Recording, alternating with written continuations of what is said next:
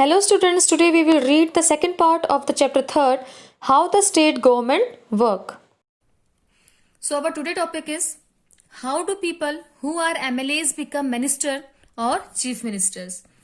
A political party whose MLAs have won more than half the number of constituencies in a state can be said to be in a majority. The political party that has the majority is called the ruling party and all other members are called the opposition. अब यहाँ आपको एक example के through बताया गया है जिसमें हिमाचल प्रदेश के ऑल ओवर जितने भी कॉन्स्टिट्यूंसीज है 68 उसके थ्रू एक एग्जाम्पल दिया गया है। यहाँ पे आपको एक टेबल दिया है जिसमें कि किस पार्टी को कितने सीट्स मिले वो सारा यहाँ पे मेंशन किया गया है। इसको हम इजीली उत्तराखंड के बेस पे भी समझ सकते हैं। फॉर एग्जाम्पल अगर हम उत्तराखंड की बात करें,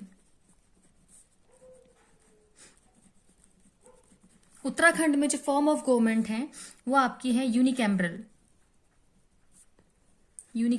form of government. It means having a single legislative chamber and same इसका ऑपोजिट होता है बाइकैमरल मीन्स होता है हैविंग डबल या आपका ट्वाइस लेजिस्लेटिव चैम्बर। तो यूनिकैमरल एंड बाइकैमरल में ये डिफरेंस होता है। तो उत्तराखंड में जो कॉन्स्टिट्यूंसीज है, जो निर्वाचन क्षेत्र है, वो टोटल है आपका 70। अगर हम उत्तराखंड को मान के चले, देयर आर 70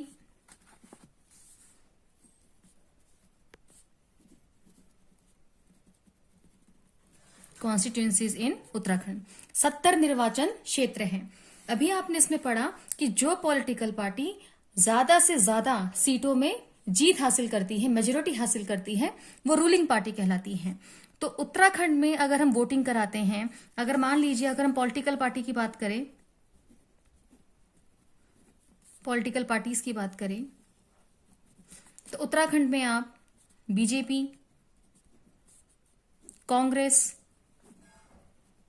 एंड जो रीजनल पार्टी है यूकेडी, इनके बारे में आपने सुना होगा। इलेक्शंस के टाइम पे हम इनके बारे में सुनते हैं।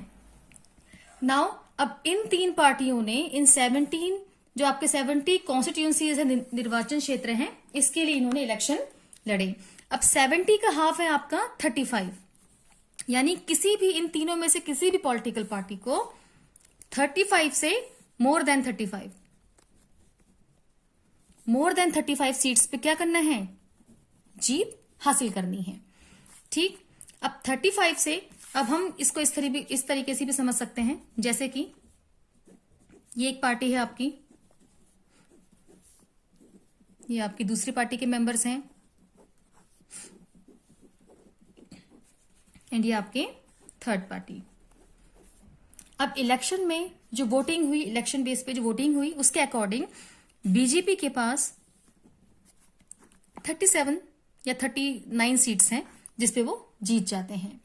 उसके अकॉर्डिंग यहां पे आपके 25 सीट्स पे आपके कांग्रेस पार्टी जीत जाती है। देन जो रेस्ट ऑफ द सीट्स है वो आपके यूकेडी ने जीत ली।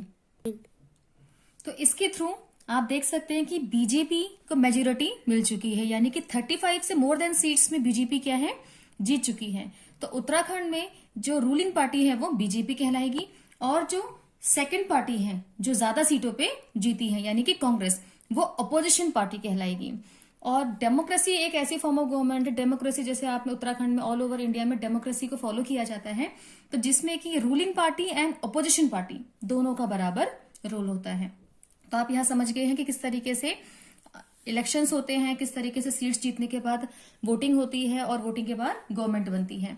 नाउ इन केस अगर ऐसी सिचुएशन आ जाए कि दोनों ही पार्टी में या फिर तीनों ही पार्टी में जो सीट्स हैं वो विड्रॉ हो जाए या फिर बराबर हो जाए, जैसे फॉर एग्जांपल अगेन यहां पे first party, second party and third party, UKD, Congress and BJP. मान लीजिए अगर बीजेपी ने 32 सीट्स पे जीत हासिल की और मेजोरिटी वहां पे बनाने के लिए जरूरी है कि 35 से ज्यादा सीट्स पे आप इलेक्शन आपके जो मेंबर्स है वो जीते, लेकिन 32 जो सीट्स है उसमें बीजेपी जीत जाती है। देन उसके बाद 32 सीट्स पे कांग्रेस ने भी जीत हासिल कर ली। बीजेपी ने 32 सीट्स पे एंड कांग्रेस ने भी 32 सीट्स पे। अब मोर देन 35 करने के लिए ना तो इनके पास ज्यादा सीटें हैं ना तो इनके पास ज्यादा सीटें हैं। इन दोनों का ओवरऑल जो टोटल है वो अभी भी कितना है 64, और the rest of the 6 seats हैं वो यूकेडी ने जीत ली है। अब ऐसी कंडीशन में जब कोई भी पार्टी अपनी मेजोरिटी को प्रूव नहीं कर पाती है तो गवर्नमेंट कैसे बनती है? अब इसमें होगा ये, या तो बीजेपी पार्टी या फिर Congress party third party UKD के साथ क्या करेगी, टाई अप करेगी, इनसे बात करेगी और इन्हें अपनी पार्टी में इन्वॉल्व करने के लिए कंसल्ट करेगी या सजेशन देगी या बात करेगी। और अगर यूकेडी पार्टी के जो 6 सीट्स हैं कांग्रेस के साथ ऐड हो जाएं, यूकेडी के मेंबर्स अपने किसी समझौते के बेस पे इनके साथ शामिल हो जाए तो इनकी जो सीट्स हैं ये बढ़ जाएंगी और ये सीधा क्या हो जाएगा 32 में आपके 6 ऐड हो जाएंगे और मेजोरिटी कांग्रेस को मिल जाएगी।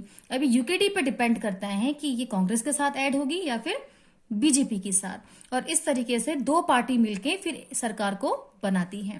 ऐसी सरकार जो बनती है उसे हम कहते हैं कोलिजन गवर्नमेंट। कोलिजन गवर्नमेंट वो होता है जिसमें जब कोई भी पार्टी अपनी मेजोरिटी को प्रूव नहीं कर पाती है और 2 पार्टी मिलके जब सरकार को बनाते हैं उसे कहते हैं। इसकी डेफिनेशन होगी आपकी an alliance of people association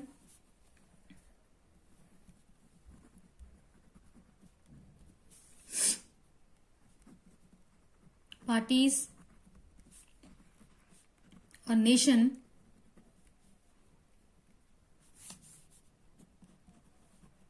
this alliance may be temporary or a matter of convenience। तो ये what is collision government? Collision government की ये डेफिनेशन है। What is unicameral? तो ये यूनिकैमरल के बारे में भी मैंने आपको इसमें बताया है।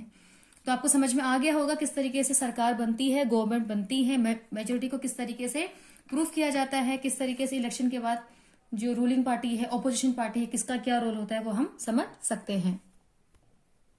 ठीक ऐसे ही एक एग्जाम्पल आपको आपकी बुक में हिमाचल प्रदेश के बारे में दिया गया है। जिस तरीके से मैंने आपको 70 कॉन्स्टिट्यूंसीज के बारे में बताया, उत्तराखंड की इलेक्शन कैसे होते हैं, सेम ऐसे आपको यहाँ एक पैटर्न, एक एग्जाम्पल दिया गया है, इसे आप खुद पढ़ेंगे। नाउ नेक्स्ट है आपका a debate in the legislative assembly. अब लेजिस्लेटिव असेंबली में किस तरीके से डिबेट किया जाता है, वाद विवाद किया जाता है, यहाँ पे इस फिगर में इजीली देख सकते हैं। MLA 1, 2, 3, 4 and 5 and 6। तो ये जितने भी MLAs हैं अपने अपने एरिया के जो प्रॉब्लम्स होते हैं उन्हें लेजिस्लेटिव असेंबली में रखते हैं। यहाँ आपको एग्जाम्पल दिए MLA 1, 2, 3, 4, 5, 6 करके। इन MLAs ने अपने अपने प्रॉब्लम्स को लेजिस्लेटिव असेंबली में रखा है अपोजिशन पार्टी ने, और जो रूलिंग पार्टी के जो मिनिस्टर्स होते हैं, MLAs जो होते हैं, वो अपोजिशन पार्टी को उनकी सारी प्रॉब्लम्स का सोल्यूशन देते हैं, उनका जवाब देते हैं कि गवर्नमेंट क्यों इस काम को नहीं कर पा रही है या फिर गवर्नमेंट ने किसी काम को लेकर कितना अभी तक आगे वर्क किया है। ये सारी चीजें यहाँ डिबेट में रखी जाती हैं। तो आप ये सारे के सारे जो आपको यहाँ पे स्टोरी टाइप में एग्जाम्पल दिया है इसे आप खुद पढ़ेंगे। Now your today homework is you have to do these questions in your fair notebook. Thanks for watching.